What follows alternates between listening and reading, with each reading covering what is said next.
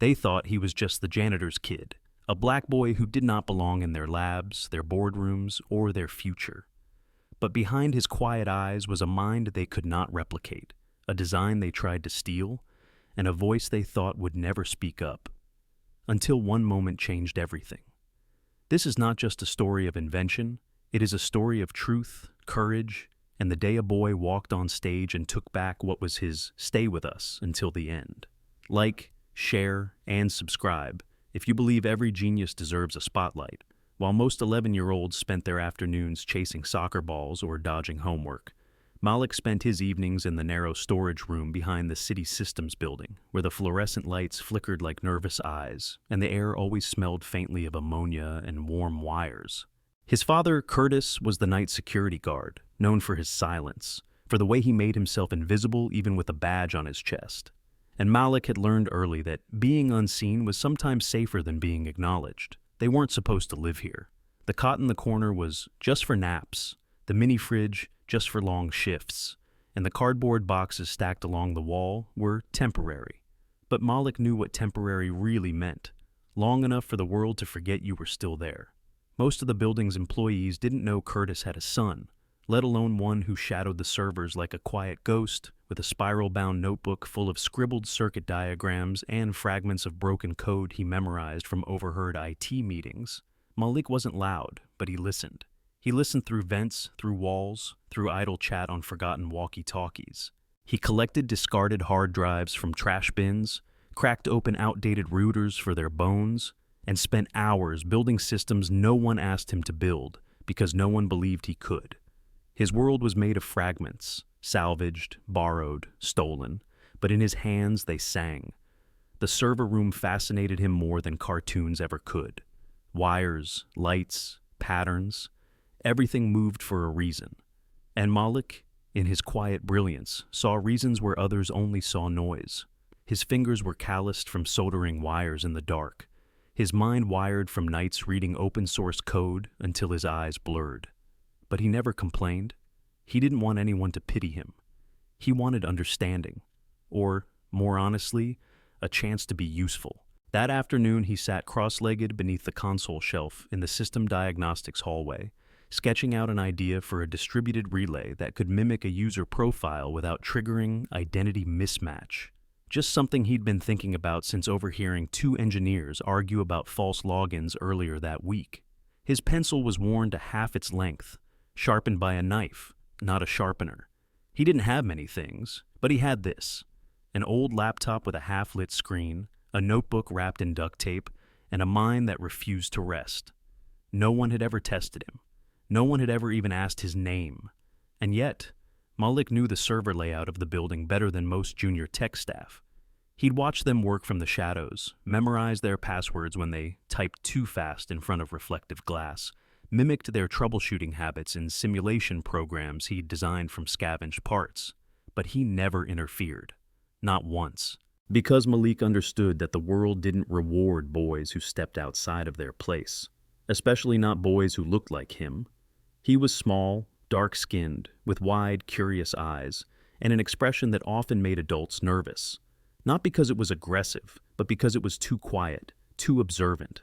Curtis had warned him, "People don't like when you're smarter than them, and don't make noise about it. Just be still, son. Let them underestimate you. That's your armor." Malik wore that armor like a second skin, but still, some part of him ached. Not to be famous, not to be praised, just to be seen. So when the clock ticked 5:07 p.m. and the building began to clear out, Malik knew the pattern. 1 hour until full system sweep, 2 hours until the lights dimmed into their overnight lull. He crawled from beneath the shelf, stretched his legs, and made his way toward the service hallway. Not to sneak, not to spy, just to breathe in the rhythm of the machines that whispered like lullabies to him. That was when it happened. The lights didn't flicker this time. They died. All of them. At once. The hallway monitors blinked out. The server fans stuttered into silence. A low, rolling hush moved through the corridors like a held breath. Malik froze. He wasn't scared, not yet, but he felt something shift, something wrong, like watching a dam crack in slow motion. Then came the sound. Distant, hurried footsteps, radios crackling in static panic, the sharp clack of dress shoes running down metal steps. Voices rose, orders flew. Keyboards tapped frantically only to return silence. Malik stepped back into the shadows, notebook pressed tight to his chest, heart pounding not from fear but from recognition. This wasn't a power outage. It was something deeper, something surgical, like a system choosing to forget how to function. And in that moment, as the building descended into confusion, Malik knew two things with absolute certainty. First, that whatever had just happened was not a coincidence. And second, that the people now sprinting through hallways in pressed suits had no idea where to begin. He stood still, watching from a slit in the closet door. One engineer shouted about data loops. Another cursed firewalls. A third barked into a walkie, asking where the override keys were stored. But none of them looked down the hallway Malik stood in. No one remembered the boy in the shadows. No one thought to ask the janitor's son. And yet, Malik was the only one whose eyes weren't filled with panic. Just quiet comprehension. The kind of calm that doesn't come from confidence, but from belonging to chaos. Because for Malik, this wasn't a crisis, it was a puzzle. And puzzles were what he lived for. The alarms didn't wail. They whispered, soft, almost apologetic chimes that echoed through the marble-tiled lobby like a secret no one wanted to say aloud. Red indicators blinked gently across multiple floors, forming an eerie constellation of error. Malik stood perfectly still near the janitor's cart his father had left beside the elevator, eyes scanning everything while pretending to be no one. At first, the chaos looked like a bad update, the kind that makes tired IT staff curse vendor contracts and reboot routers. But then the expressions began to change. The tech lead stopped shouting and started stammering. Security's faces turned pale. And most telling of all, the city elections supervisor, a tall, pinched woman named Miss Landry with a badge that could unlock every door, rushed across the lobby clutching her tablet like a wounded animal. "We're less than 90 minutes from going live," she hissed into her headset. "This is federal jurisdiction. We lose traceability now. We burn." Malik's ears perked. He already understood what they hadn't said. This wasn't just an outage, it was a compromise. The system managing the city's vote-counting terminals had not merely failed, it had been locked out from the inside, sealed behind layers of recursive denials. And worse, it happened just hours before the digital ballot servers were supposed to synchronize with the national grid. If they couldn't fix this, not only would Chicago's results be invalidated, but the entire state's election might be thrown into legal turmoil. Malik clutched his notebook tighter. To him, this wasn't just failure, it was precision. Someone had waited until the exact moment of maximum vulnerability and then flipped the switch. A breach. Yes, but not loud, not messy, elegant, silent, intentional. Like a ghost in the code, he'd only seen that kind of footprint once before, in a packet of leaked scripts from a dark web archive he'd stumbled upon by accident, trying to understand multi-vector logic. He hadn't understood all the terms then, but the structure had stayed with him, like a melody stuck in a dream. One by one, the engineers admitted defeat in different ways. One blamed vendor-level authentication loops. Another shouted about DNS cascading failures, while one simply dropped his forehead onto the desk. In the middle of it all, Malik saw Jordan, a junior engineer, mid-20s, brown-skinned with a sleepless gaze, leaning over a console, typing furiously, before shaking his head in frustration. "All the back doors are frozen. Whoever did this knew the kill paths," Jordan muttered to no one in particular. Malik stepped forward instinctively, but stopped himself. He remembered his father's warning, "Don't make yourself a problem." Still, the thought burned in his chest. They're looking at the wrong place. They're staring at symptoms, not the entry wound. He flipped open his notebook and began scribbling. Loop denial, nested impersonation, deferred access token. Wait. There. He turned the page and circled a diagram he had drawn a month ago, one he had copied from a leaked training video and modified with his own speculative logic. If the breach worked the way he suspected, it wasn't about breaking the system, it was about mimicking it. Whoever wrote the code wasn't trying to override the election logs. They were trying to make the system believe it was in a self-preservation loop, locking out even internal access as a failsafe, which meant there was no external attack. The enemy was pretending to be the system itself. Malik felt his fingers tingle. That kind of breach required knowledge of not just the codebase, but the psychology of the people who built it. And suddenly, he wasn't watching a crisis anymore. He was reading a conversation. Every decision the attacker made had purpose. Every line of logic was a question disguised as a threat. And Malik, trembling with excitement and terror, realized something no one else had. He understood the questions, and he knew the answers. That was the moment his hand moved before his fear could catch up. Quietly, from behind the water cooler, he spoke, just loud enough for Jordan to hear. "Have you checked the identity masking loop in the redundant socket layer?" The words landed like a dropped pin in a cathedral. Jordan looked up, startled. "What did you just say?" Malik shrank back, suddenly regretting everything. I just noticed your third access point is probably getting rejected because the socket protocol's looping to its own impersonation shell. It's recursive. It doesn't know it's itself. For a second, Jordan stared, then blinked. And then, slowly, cautiously, he walked toward the boy. "Who are you?" Malik didn't answer. He simply opened his notebook and showed the diagram. A crude sketch, messy, but correct. Jordan's eyes widened. "You drew this?" Malik nodded. "From memory. I think the attacker used a false mirror protocol. You're chasing the wrong ghost." Well, that was when another engineer scoffed behind them. "What are we doing? Taking advice from the janitor's kid now?" Malik's face flushed. He knew this part. The dismissal, the mockery. He braced for it. But Jordan turned, holding the notebook up. "I've seen 3 people here try to brute force the same error with zero traction. This kid just gave me a new vector. We either listen or we sit here while the election melts." And with that, he motioned Malik forward. "Come with me." Malik hesitated only a second before following. For the first time, he stepped not behind the servers, but into them. Into the room where adults stopped making sense. Into the problem only he had the eyes to see. And the moment he laid hands on the terminal, the system wasn't a mystery anymore. It was home. The terminal loomed in front of Malik like a forbidden cathedral of logic and light, its multiple screens frozen on blinking red messages, fatal error reports, subsystem failures, locked credential warnings stacked like a wall of digital panic. The room, once echoing with shouted commands and tense keyboard clicks, had gone eerily quiet as the janitor's son climbed onto the rolling chair Jordan had pulled forward for him. No one spoke, but Malik could feel them, dozens of eyes boring into the back of his head, some incredulous, some angry, and a few stunned into silence, not because of who he was, but because they had run out of anyone else to blame. His heart thudded inside his ribcage like a bird trapped in a box, but his fingers didn't tremble.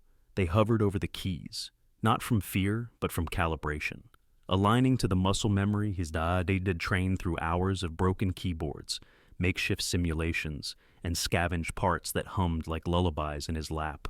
He didn't even look at his notebook now. He didn't need to. The logic was already burning behind his eyes, unfolding like blueprints inside his mind. The shell interface was cluttered, clumsy.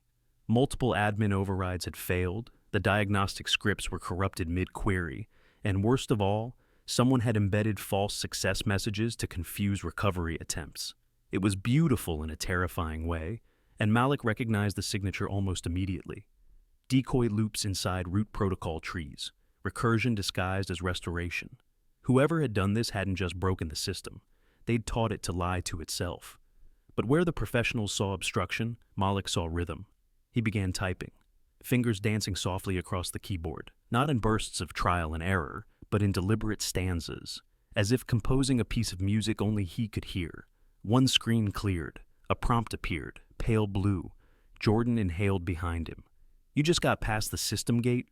Malik didn't answer. He was already moving deeper, opening old cache logs that had been masked with spoofed timestamps. He didn't search for tools. He became one. And as line after line of terminal code spilled across the screen, those watching realized something uncanny. This wasn't a child making guesses. This was someone remembering. From across the room, the election supervisor, Ms. Landry, stepped closer, whispering to no one. "He's finding access paths we didn't even know were built." One of the engineers, older and flushed with disbelief, muttered, "He shouldn't be able to do that without key-level clearance." And Jordan, watching the boy's eyes dart across the terminal like headlights down a winding road, replied, "Maybe he doesn't need clearance because he understands the map." Malik reached the breach structure, an elegant series of injection packets coiled like a snake inside the system's identity authentication node. He recognized the style instantly. Not because it was labeled, but because he had studied a variant of this attack on a forgotten forum called Binary Veil, a place where no one used real names, where ideas were currency and brilliance didn't need a diploma. It was there, years ago, where he saw a thread titled, "It's not about breaking in, it's about becoming the lock." At the time, he hadn't understood it. He was 9. But he copied it by hand, built mock versions of the script, and let it sit in his brain like a seed. And now, looking at the ghost in the system, Malik felt the chill of recognition bloom in his spine. This wasn't a random hacker. It was someone like him. Someone who spoke the same silent language of logic and isolation. Someone who had taken the same road, but turned the opposite direction. And that terrified Malik more than any error code ever could. His fingers slowed. Not from doubt, but reverence. The code wasn't chaotic. It was disciplined. It was angry. And it was speaking directly to him, challenging him to understand it, not just as an intruder, but as a message. He leaned closer, whispering under his breath, "You didn't break it to destroy it, you broke it to be seen." Behind him, someone finally spoke, one of the IT leads who had refused to acknowledge him earlier. "What's he doing now?" Jordan didn't take his eyes off the screen. "He's not fixing it," he said. "He's reading it." Malik isolated the recursive loop, bypassed the false identity shell, and triggered a manual checksum bypass using nothing more than a nested string he'd learned from fixing an old voting machine his father once brought home from the scrapyard. The system hiccuped, then paused, then flickered.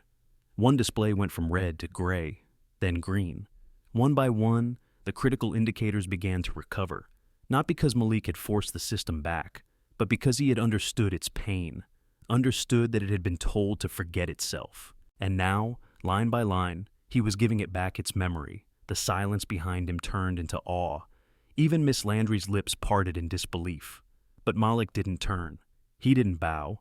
He didn't smile. He just typed. For once in his life, he didn't have to prove he belonged. The machine had already recognized him. And in return, he was bringing it home. Malik didn't blink. His eyes stayed locked on the terminal, as if the code might evaporate if he looked away. The green lines cascading down the screen like veins rediscovering a pulse.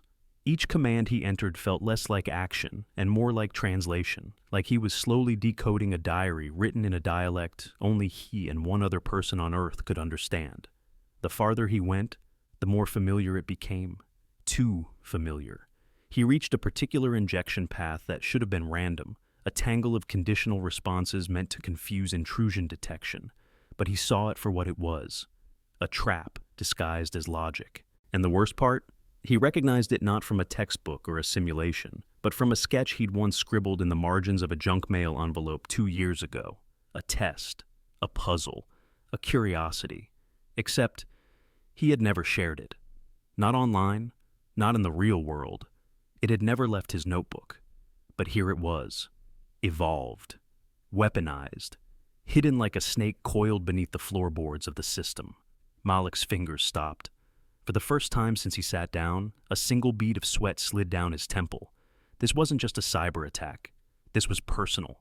Not against the building or the people or even the election. It was a challenge hurled across digital silence by someone who had read his mind. Someone who thought like him. Who solved problems the same way. Who had once, perhaps, wanted to fix something, but then chose instead to break it beautifully. Malik didn't speak. He couldn't. His throat was tight with something deeper than fear. It was recognition. A mirror in the code. He stared at the recursive loop that mimicked a user authentication chain with recursive fallback, a trick he had once built in a sandboxed environment, just to see if it would work. It had failed then, but someone had picked it up, improved it, and used it as a knife. Behind him, the murmurs had stilled again. Even the sarcastic IT lead who once dismissed him was now silent, his face half lit by the green glow of a system he no longer understood. Miss Landry hovered like a phantom in the doorway, her power wilting in the presence of a child who typed like an oracle. Jordan, standing just over Malik's shoulder, noticed the boy had gone still. "You okay?" he asked gently. Malik didn't answer right away. He was staring at one line of malformed syntax, a line that made no technical sense, but that he had once written for fun, a kind of signature embedded in nonsense. No one could have found that but him, unless someone had been watching. Or worse, been there. He looked up slowly, eyes wide but unreadable. "I think I know who built this," he whispered. Jordan's eyebrows lifted. "What do you mean, like a hacker group?" Malik shook his head. "No, I mean someone like me." The words hung in the air, vibrating with implication. Behind them, a wave of unease rolled across the room. Someone like him? A child? A ghost? A genius untrained, unclaimed, and angry? Malik turned back to the screen, his posture tighter now.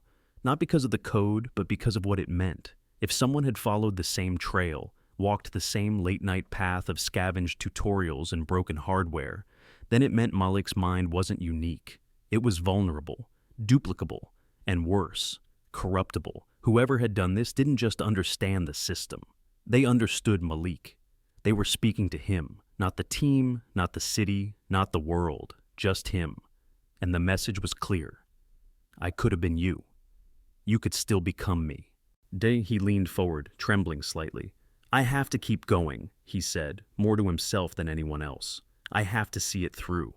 His fingers resumed their rhythm, but now they moved slower, more cautiously, like he was stepping through a minefield laid by a reflection of his own worst possibilities. The deeper he went, the more traps he avoided. Not because he decoded them, but because he remembered building them. Not these exact ones, but close. Close enough that he could feel the logic like an old bruise. The attacker wasn't trying to destroy the system outright. No, this was surgical, intimate, a message embedded inside sabotage, a puzzle meant only for the one who could understand its pain. And now Malik wasn't just the fixer. He was the target. He didn't know whether to feel flattered or terrified.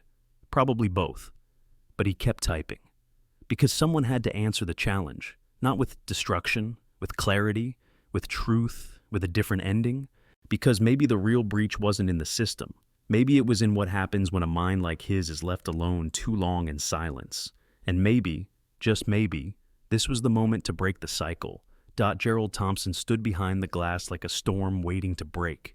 His arms folded, jaw tight, eyes locked on the image that made no sense. A child, barely tall enough to see over the terminal, moving through firewalls and encrypted protocols as if he had built them himself.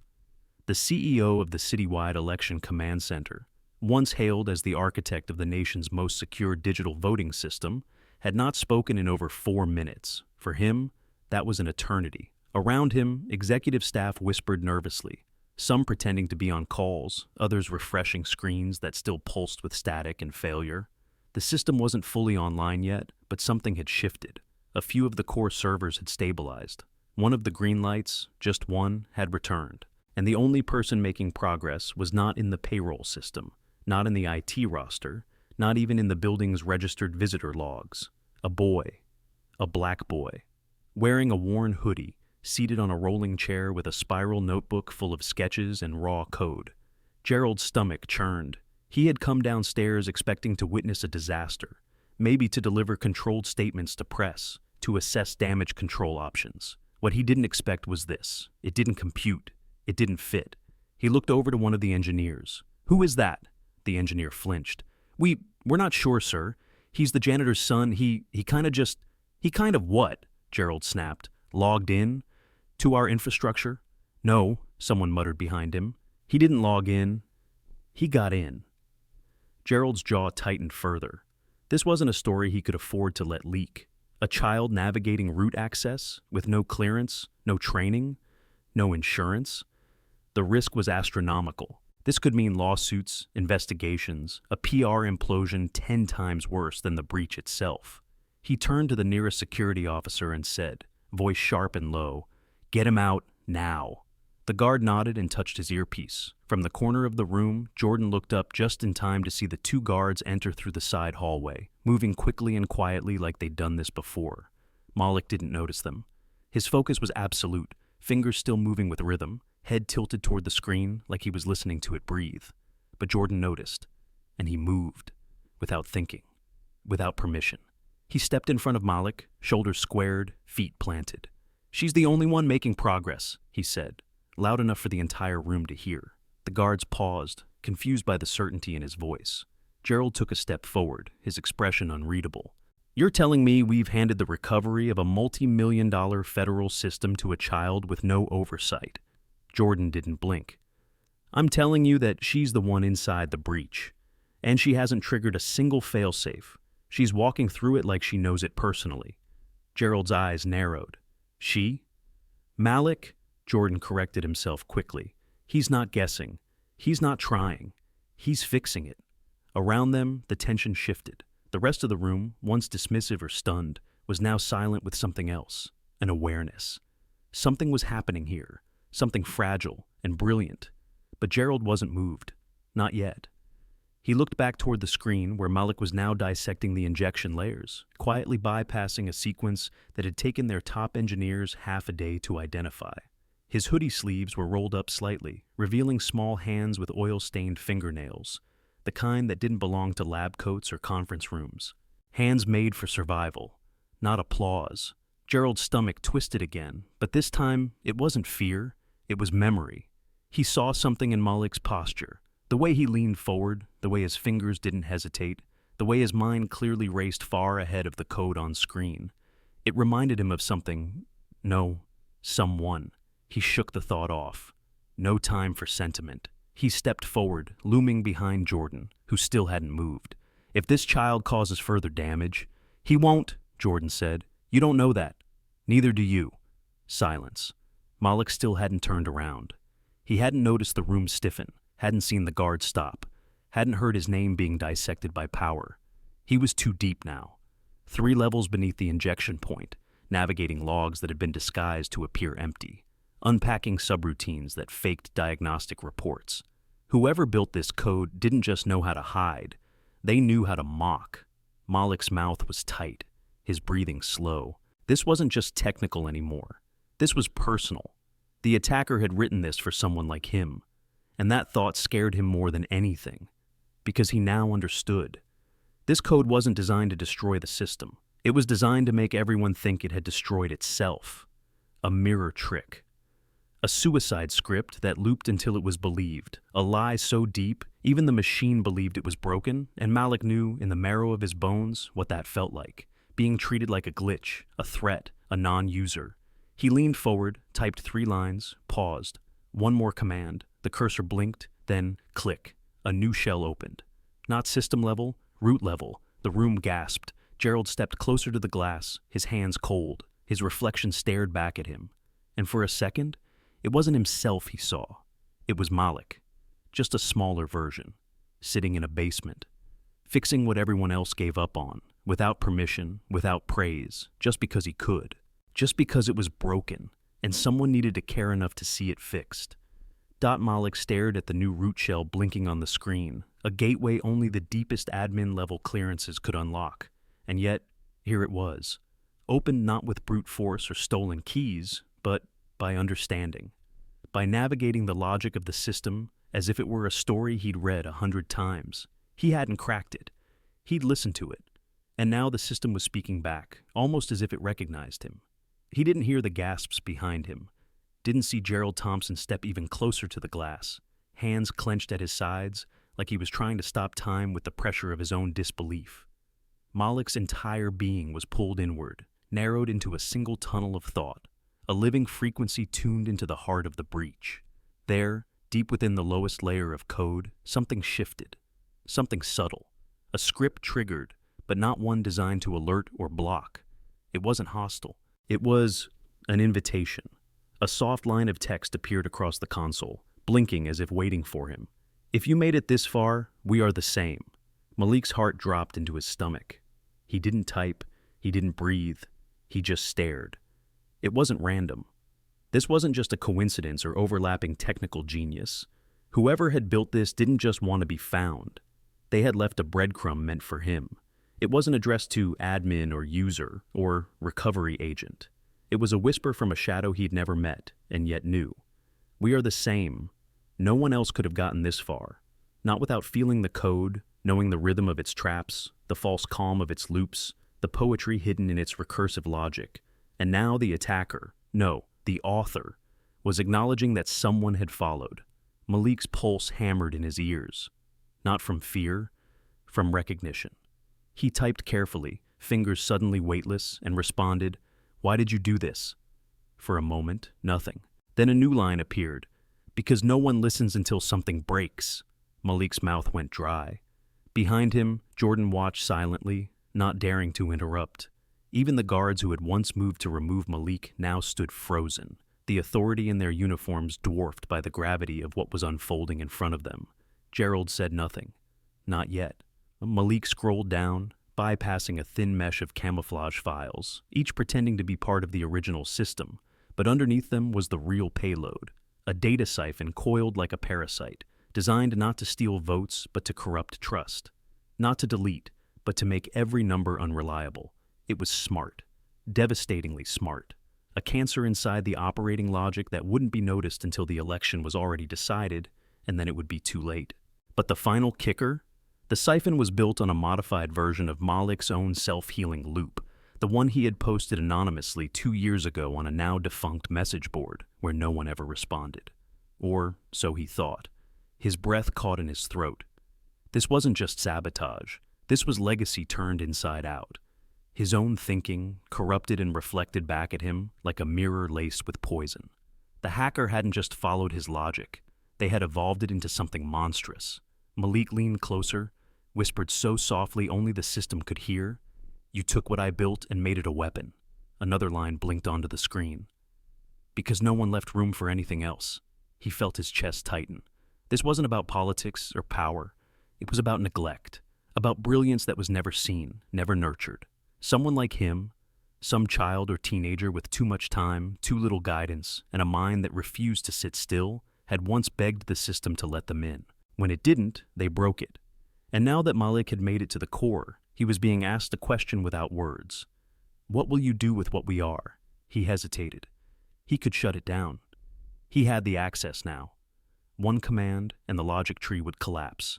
But that wasn't enough. Not for him. He needed to rewrite it, not just erase the mistake, but leave behind a different message. His message. A signature of hope instead of fury. So he did what no one expected. He rewrote the payload. Not to destroy, not to sabotage, but to self-correct. He altered the loop to restore vote integrity and log all changes, making it visible to any audit trail. Then he added one last line, a fingerprint, buried in harmless code, where only someone like him would ever see it. Fixing is louder than breaking. Behind him, Jordan finally let out a breath. Malik sat back slowly, hands still hovering in the air, as if unsure whether he was done or about to fall through the floor. But the screen blinked green, then another, then all of them. The system had come back, fully, securely, and the name of the boy who saved it, still unknown to the servers, but etched forever in the language of the code. Gerald Thompson didn't move when the green flooded across the monitors like a tide reversing course, each panel blinking back to life with renewed clarity, each server logging timestamps, restoring channels, recalibrating election data one heartbeat at a time. To the room, it was a miracle. To the systems, it was salvation. But to Gerald, it was something worse. It was a reckoning. He stood behind the glass, arms still crossed, but no longer in control, because control had just slipped from his meticulously engineered hands and landed squarely into the fingers of a boy no one was supposed to notice. A boy who fixed what entire departments couldn't even begin to understand. And the worst part, the part Gerald couldn't shake, wasn't the fact that Malik had done the impossible. It was that Gerald had nearly removed him before he did. He had given the order. Get him out, now. And if Jordan hadn't stood up, if Malik had hesitated for just 1 second, the entire election infrastructure of a major U.S. city would have buckled under its own weight, taken down not by a hostile power, but by pride. Gerald turned away from the glass, his heart pounding not from relief, but shame. He didn't care about headlines or policy fallouts at that moment. What shook him was how quickly he had defaulted to authority, how ready he had been to silence the solution because it didn't look like a solution, because it looked like a kid, a janitor's son, a hoodie, not a suit, no badge, no clearance, just brilliance, sitting in plain view, wrapped in a world no one wanted to see. The systems team erupted in a wave of cautious applause, scattered cheers, the kind of stunned celebration that came more from exhaustion than triumph. Malik didn't react. He simply removed his hands from the keyboard and looked at them for a long time, like they no longer belonged to him, like he'd just channeled something too big to hold. Jordan touched his shoulder lightly, grounding him. "You did it," he whispered. Malik didn't look up. "No," he said quietly. "I just stopped someone who did what I might have done, if no one had ever let me try." That line silenced Jordan. Across the room, Miss Landry stepped forward with cautious steps, as if approaching a holy sight. She knelt down slightly to Malik's level, her voice almost maternal, too soft now. "How did you know what to do?" Malik's eyes were tired, dark, but steady. "Because I built something like it once. Not to break, just to see if I could." Her eyes widened slightly. "Where did you learn?" Malik hesitated, then pointed toward the janitor's closet just beyond the hallway. "In there, and from things people throw away." She didn't ask more. She couldn't, because nothing in her vocabulary could encompass what had just happened. That a city was saved by a child who learned everything from trash and silence. Then the door opened. Gerald stepped in. The room shifted again. People stood straighter. Miss Landry moved aside, and Malik finally looked up to meet the eyes of the man who had almost erased him. Gerald walked forward slowly. No clipboard, no team, no prepared remarks.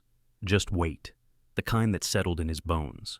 He stopped in front of the boy and crouched, the way one might lower themselves before a mirror they weren't sure they could face. "You just saved the backbone of a democracy," he said. "Not with training, not with access, but with something none of us could even see." Malik didn't smile. "Then why did you try to take me away from the keyboard?" The question was soft, but it hit harder than any accusation. Gerald exhaled. "Because I didn't see you. I only saw the risk." "That's what they always see first," Malik replied. "Not the mind, just the danger." Gerald's chest tightened. He could have argued, could have explained liability, protocols, media fallout, but he didn't, because the boy was right. Completely right.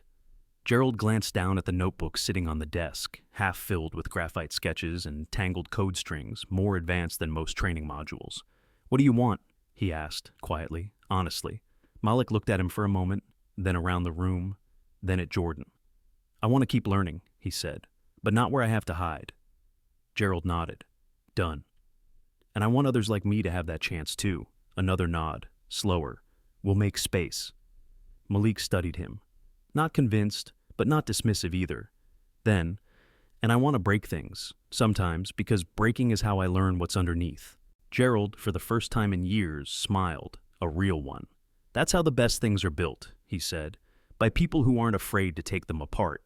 The room exhaled. Something shifted, not in the system, but in the people. Not a policy change, not a reform, but a memory.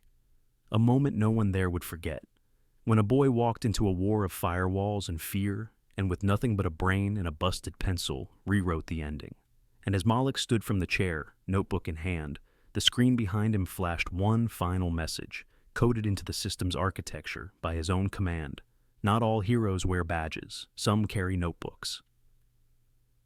It was nearly dark when Gerald Thompson arrived at the edge of the South Side, his sleek black government SUV sticking out like a stranger in a place it didn't belong, humming quietly at the end of a cracked alley lined with laundry lines, broken fences, and walls that breathed stories older than any server he'd ever built. He had told his assistant not to come, not to follow, not to prep the visit with PR filters or cameras or polished promises. No, this visit wasn't official. It was human. He stepped out of the car, adjusting his coat more out of nerves than cold, and walked slowly toward a rusted green door that looked like it had been forced open and shut so many times it had grown tired of protesting. He had to knock twice, firm but not loud, and the sound echoed into a silence that wasn't empty, but wary. The door cracked open, just a few inches at first. Malik's mother stood behind it, dressed in her work clothes, an old ID badge still clipped to her belt. Her eyes widened the moment she recognized him, and her body stiffened, broom still in hand. "Mr. Thompson?" she asked, barely more than a breath. Her voice carried both fear and fatigue, like someone who had never once been called to the principal's office for praise. "I'm sorry," Gerald said quickly, raising his hand slightly. "I should have called. This isn't about trouble. It's about Malik." She didn't step back. "What happened?" "He saved us," Gerald said. "More than he'll probably ever admit." The tension in her face didn't fade, but it shifted into something more confused, protective. mistrustful. She opened the door a little wider. The hallway behind her was dim, its paint peeling, but it was clean, organized, functional. A woman who had built order in the middle of not enough. "May I come in?" Gerald asked. She hesitated, then nodded once and stepped aside. He ducked slightly through the frame and found himself in a living room, smaller than his office bathroom, where a mattress leaned against the wall, wires dangled from a ceiling fan that didn't spin, and a space heater buzzed softly in the corner like a makeshift heart. In the center of the room, Malik sat cross-legged on the floor, a plastic tray in front of him full of wire cutters, resistors, and a disassembled radio with its guts splayed open like a surgery in progress. He didn't look up right away. "Is it broken?" he asked, eyes fixed on the circuit board. "Very," Gerald replied. Malik's fingers stilled. Then he looked up, blinking slowly as if surfacing from deep water. "Oh," he said, voice flat but curious. "You came?" Gerald nodded. "You surprised me yesterday. I surprised everyone. You changed everything." Malik tilted his head, then reached for a screwdriver and pointed it toward an old radio sitting on a milk crate beside him. "Can you fix this one?" he asked. No hesitation, no explanation, just the question. Gerald blinked. I haven't tried to fix anything with my hands in years." Malik shrugged. "Try anyway."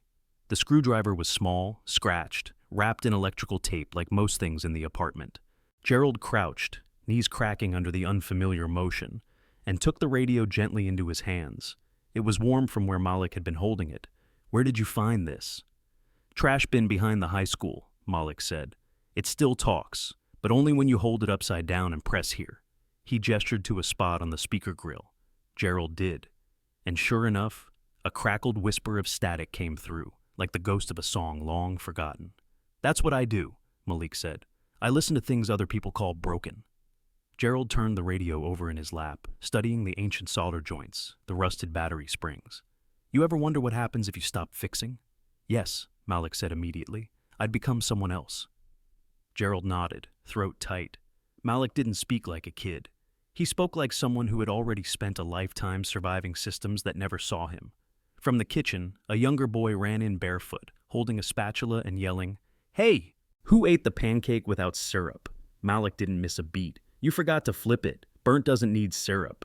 "That was one time," the boy shouted back. "One big fire." Gerald watched as Malik tossed him a roll of paper towels without even looking.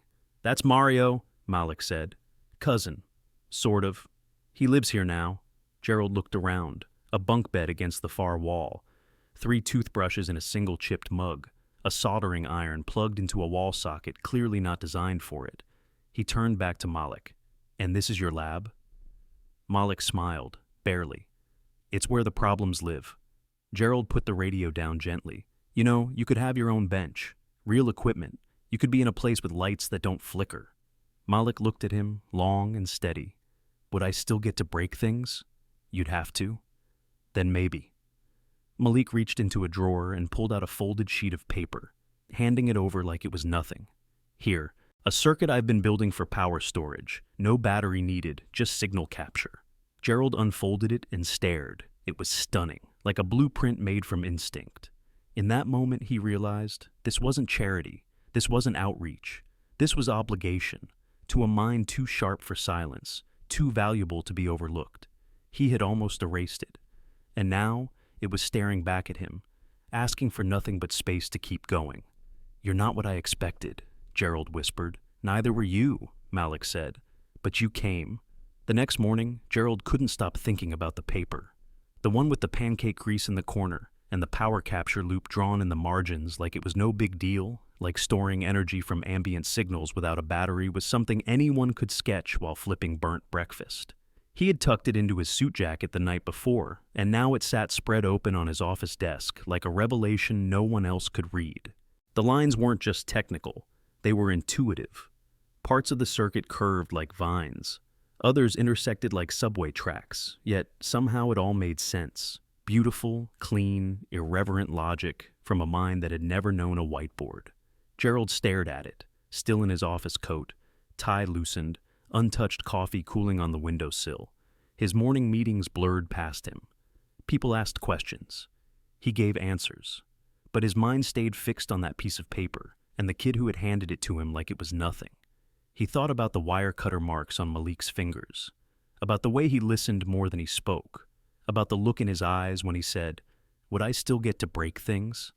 That wasn't rebellion, it was language. It was how Malik made sense of a world that had never been handed to him gently.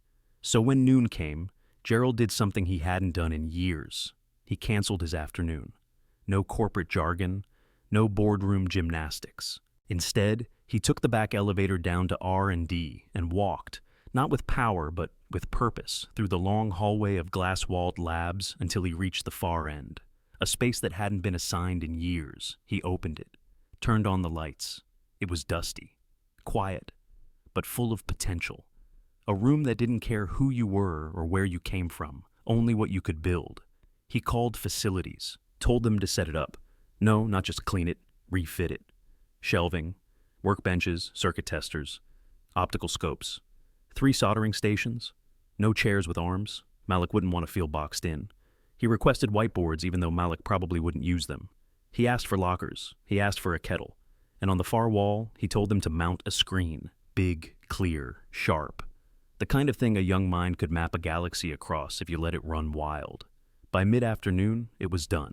No name on the door. Just one access badge, coded and printed, set beside a notebook Gerald had picked up from the store, identical to Malik's, spiral-bound with pages that felt like they deserved to be filled. That evening, Gerald called Malik's mother himself, told her it wasn't a job, wasn't a scholarship. It was a space. For her son, for his mind, for everything he'd never been given permission to create. She didn't say anything for a few long seconds. Then her voice cracked, and she simply said, "He's never had space before." The next morning, Malik arrived before the building opened. No one announced him, no one guided him. But the assistant at the front desk handed him the badge, wide-eyed. Malik took it without ceremony and slipped it around his neck like it was just another wire. He didn't ask where to go. He followed the hum, the electricity, the layout he already knew from years of sitting outside the server rooms, building their map in his head. When he found the lab, he stood there for a long minute, just staring, not overwhelmed, calculating. Then he stepped inside and turned everything on. The soldering iron first, then the scopes, then the lights, and last, the monitor. It took 2 minutes before he opened his notebook. He didn't draw the circuit again. He didn't look at the tools. He looked at the corner, the light fixture, a socket wired improperly. He made a note, fixable. Then he pulled a box of components out of his backpack, things he'd salvaged that morning on the walk from the bus stop, and began sorting them by shape, not label. That was how his mind worked, and the staff passing the glass wall that morning didn't stare at him like a mystery. They just nodded. Engineers smiled. One of them, a man who had once mocked the idea of taking advice from a janitor's kid, now left a spare toolkit outside the door. No note, just quiet recognition. Over the next week, things began to shift. Malik became a fixture. Not a novelty, not an exception, a presence. Sometimes someone would knock, ask if he wanted lunch. Sometimes he would say yes. More often he wouldn't. But he was there, learning, testing, breaking, rebuilding. There were diagrams on napkins. There were equations in the condensation on the window. There were breadboards that lit up for reasons even the senior staff didn't fully understand. And above his workbench, someone had written in dry erase marker, "This is not giftedness. This is survival turned into architecture." No one admitted who wrote it, but Malik didn't erase it. He left it there, because it was the first time anyone had translated him correctly. And on the back of a sticky note taped beneath it, he wrote his reply. "This is how I learn." 3 floors above Malik's new lab, inside a conference room shielded by frosted glass and guarded egos, a different kind of circuit was heating up, one of power, fear, and preservation. The meeting wasn't on the schedule. No minutes were taken. No interns were allowed. It was called by Charles Denton, Deputy Director of Infrastructure Affairs, a man whose smile always looked like it was hiding a scalpel. Around the table sat 6 department heads, all white, all men, all watching the same looping video on the screen. Malik restoring the server architecture with a few keystrokes and a broken pencil. No sound, just action. just control. Just something none of them could explain. Worse, something none of them could own. This goes beyond protocol violations, Charles said, pausing the clip. It's a public perception threat. Do you understand what this looks like if the press gets wind? A teenager, an unvetted, unaccredited child, accessing classified systems? It undermines every layer of security we've claimed to uphold. A man from legal spoke up. It also undermines our staffing models. If a janitor's son did this, what are we paying millions in vendor contracts for? Another added, we've had experts on that loop failure for 6 days. He solved it in minutes. And that drawing, the one with the pancake stains, I sent it to 2 universities. They're asking us if it's AI generated. Silence. Then Charles leaned forward, voice sharper. Which is exactly why we can't let this become public. He's too smart. Too unsupervised. He doesn't belong to anyone. We don't know what he's built, what else he's accessed. And I'm telling you now, he pointed at the paused frame of Malik's face. If that boy speaks at the press conference, if he even exists in the public eye under our banner, we're all finished. Someone cleared their throat. It was Martin Lyle, head of communications. Gerald already approved him for the innovation showcase next month. Charles froze. He what? He submitted Malik as a guest contributor, called him a rare emerging systems thinker. It's already on the internal brief. Pull it! It's too late, and Gerald doesn't answer to us. A long, heavy silence followed. Then Charles said it. Then we work around him. Someone shifted uncomfortably. What do you mean? Charles stood, walking toward the window. We don't silence him. We dilute him. We surround him with noise, build a team around him, a think tank. Engineers, scientists, all pre-approved. Whatever he builds gets filtered through their names. Whatever he says gets contextualized. That's unethical, someone mumbled. It's institutional preservation, Charles snapped. Do you want to be remembered as the department that got schooled by a 17-year-old with no degree in pancake syrup on his prototype, or the team that guided a promising mind responsibly through the ranks? No one spoke, because they all knew. The game wasn't about truth. It was about framing. About keeping the ladder standing even when someone had just flown over it. We'll start a mentorship track, Charles continued. Internship on paper. Restrict public interviews, no unsupervised media contact. If he speaks, he does so under our narrative, our lighting, our terms. A murmur of approval circled the room. The mood settled. Plans took shape. Emails would go out by morning. HR would draft an NDA. PR would script the talking points. But in the corner of the room, someone was still uneasy. A younger man from data strategy. He raised his hand. And if he finds out? If Malik realizes what we're doing? Charles turned slowly. Then we remind him, he said coolly, that brilliance doesn't grant immunity, that systems, no matter how broken, always fight back when exposed too quickly. No one disagreed. And downstairs, as Malik soldered together an idea that could one day change how emergency networks reroute during disasters, he had no idea that upstairs, a storm was forming. Not against what he'd built, but against who he was. Because sometimes, the thing most feared by institutions isn't a failure. It's a mind that succeeds outside their control. And Malik had just become that threat dot. The hum in Malik's lab had become a kind of music. Oscillators ticking like metronomes. LED diodes blinking like quiet applause. The steady tap of a soldering iron against ceramic. His world. His rhythm. For the first time in his life, no one told him to clean it up, turn it down, or move along. And yet, that morning something felt off. Not wrong, just off. The lab door opened slower than usual. A faint scent of bleach lingered in the air, though the room had been cleaned just yesterday. Malik's workbench had been moved half an inch to the left, only enough for someone who memorized spaces with his fingertips to notice. And his notebook, his private spiral notebook, was open. Not where he left it, and flipped to a page he hadn't touched in days. He stared at it for a long time. The circuit sketches were still there, but the margins had been erased, where he wrote reminders to himself, where he doodled names, dates, or odd thoughts. Gone. That afternoon, a quiet technician slipped into the room, offered a smile too wide, and installed new safety protocols on Malik's prototype chassis without asking. Company policy. He shrugged. Malik said nothing. But that night, When the lights were dim and no one watched, he took the prototype apart and found the override chip buried beneath the panel. Clever, clean, corporate, a tracker disguised as a failsafe. He stared at it in his palm, breath shallow, heart pacing with the realization someone didn't want his designs to be his anymore. Upstairs, meetings were being held. Legal jargon like intellectual co-ownership and institutional integration were passed around, masking the truth. His invention was being annexed, and they were building a cage for him with golden bars and glossy headlines. Gerald hadn't been in the office for 2 days. Malik knew something was wrong, so he decided to test them. He deliberately left a new page open on his desk, a decoy circuit. Functionally nonsense. He waited. The next morning, it was being modeled on the lab computer by someone who had accidentally logged in under a guest account. Malik confronted the lab assistant, a young intern named Scott, who stammered and mumbled. "They told me to copy it. I didn't know it was yours. I thought it was part of the team." Malik turned away, voice steady, but heavy. "I don't have a team." That night, he stayed in the lab long after dark.